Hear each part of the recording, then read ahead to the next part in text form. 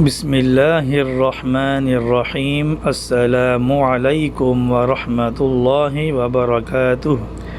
Daily Islamic advisor میں آپ کو خوش آمدید۔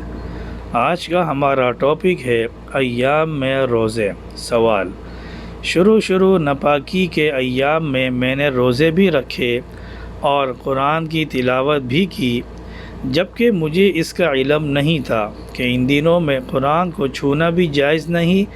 مجھ پر اس غلطی کا کیا کفارہ ہے؟ جواب: توبہ استغفار کرے، چونکہ لا علمی اور جہالت میں آپ نے ایسا کیا، اس لیے انشاءاللہ اس پر مواخذہ نہ ہوگا۔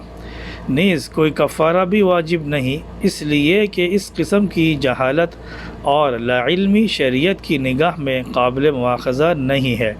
چنانچہ الموسوعہ الفقہیہ میں نقل کیا گیا ہے، کسی چیز کی حرمت سے ناواقفیت گناہ کو ختم کرنے والی ہے۔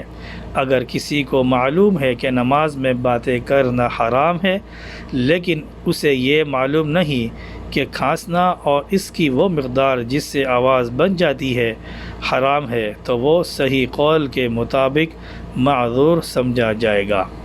امید ہے آپ کو ہماری یہ ویڈیو پسند آئی ہوگی۔ پسند آنے پر ہماری ویڈیو کو لائک کریں، اپنے دوستوں کے ساتھ اس کو شیئر کریں، ہمارے چینل کو سبسکرائب کریں۔